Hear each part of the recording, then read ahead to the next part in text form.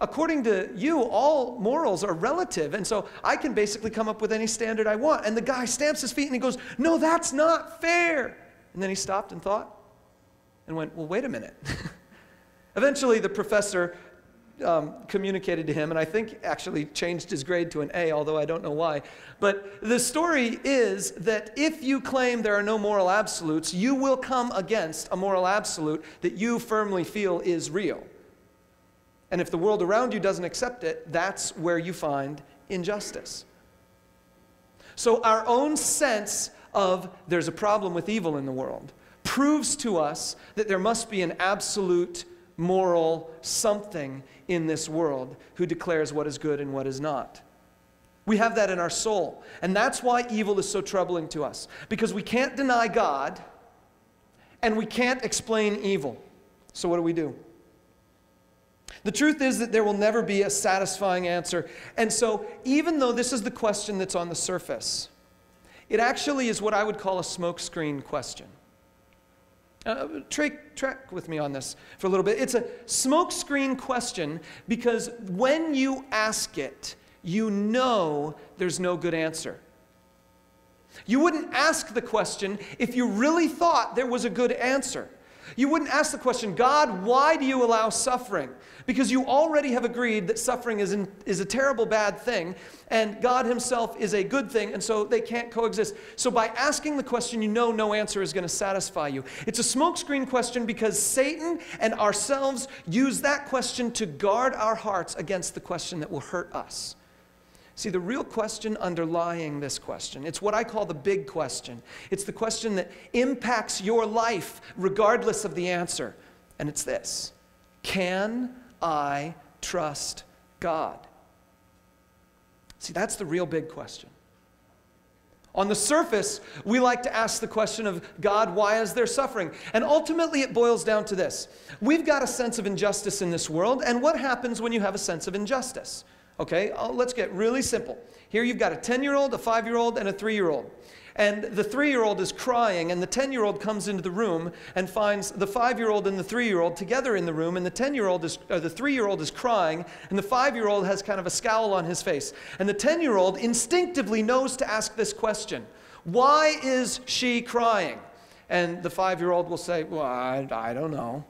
And the process begins of digging into why that 3-year-old is crying until finally the 3-year-old and the 5-year-old admit that yes, the 5-year-old stomped on her toe. And the 10-year-old has just gotten to the root of the problem. And now he identifies why there is injustice in this world. And now we'll go tell the parent so that that injustice can be punished.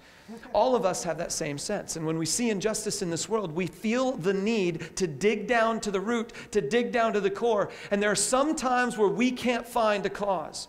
It's easier for us to blame Osama bin Laden or his cohorts for the 9/11 attacks. It's much more difficult for us to find someone to blame for tsunamis and hurricanes.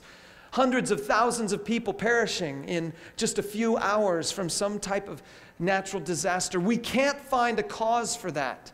We can't find a source for that. There's no one to prosecute, no one to judge except God. And so we try to judge him.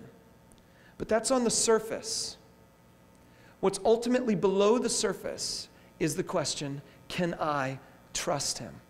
Because I know his answer won't satisfy me. Can I trust him? Knowing what I know about the world, can I trust him? Well, actually, in our minds, once we confront the world of evil and the world of hardship, we realize that there are only 4 types of God. There is one of 4 different types of God. God number 1 looks like this. He's strong enough to stop evil, but not very good. He actually kind of likes having evil in this world, and so sometimes he chooses evil and sometimes he chooses good.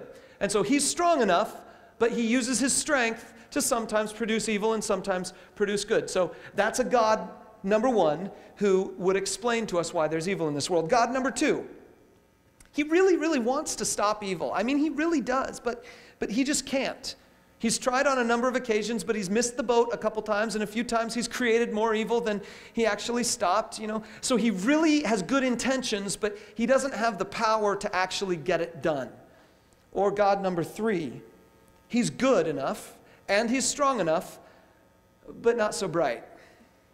He's ignorant. Because see, that God, if he's in your mind, if he's the God that you're thinking about, he knows the right thing that should be done. He knows the good that should be done, and he's strong enough to do it, but he doesn't know that you've got that problem. And so maybe you're in the place where you're just praying and praying and praying, and you're like, God, pay attention to me. Don't you know what's going on with my life? Aren't you aware of the things? And maybe I'm not praying hard enough, or maybe I don't have enough faith to sort of create sort of the prayer, the spiritual energy that God needs to pay attention to me. And so I need to ramp it up. I need to fast. I need to pray. I need to somehow lay on the ground or whatever. I need to do something. In the ancient times, people would literally cut themselves and bleed so that their God would acknowledge them. Maybe, in your mind, God is good enough and strong enough, but he's just not paying attention to you. He's ignorant of your issues, or he's ignorant on how to solve them. But here's God number 4. He's good, and he's strong, but I'm ignorant. I'm the one who doesn't know the difference between good and evil. I'm the one who doesn't have the perspective that I need to have. You see, if God is good enough and strong enough to defeat all evil in the universe, track with me on this. If God is good enough and strong enough to defeat all evil in the universe, then he must have a perspective on how your problems fit into the midst of the entire scope of the universe. Because if he's powerful enough to deal with any evil anywhere, he must know about all the stuff everywhere, and that means he must know about your stuff in relationship to everyone else's stuff. That also means that God must know about our stuff in relationship to eternity. And when you compare life here to eternity, what you've got is you've got an infinitesimally small slice of time compared to an infinitely large span of eternity. God knows perspective. And I'm not trying to say that because God has perspective, what he thinks is good, we think is evil. That's not what I'm trying to say. What I'm trying to say is that because God has perspective, we can't possibly understand what he's thinking. We can't possibly understand what's going on in his mind. Look at Isaiah 55. Printed on your note sheet, it says, God says, "For my thoughts are not your thoughts, neither are your ways my ways, declares the Lord. As the heavens are higher than the earth, so are my ways higher than your ways, and my thoughts than your thoughts." I don't have enough time today to illustrate to you why God, number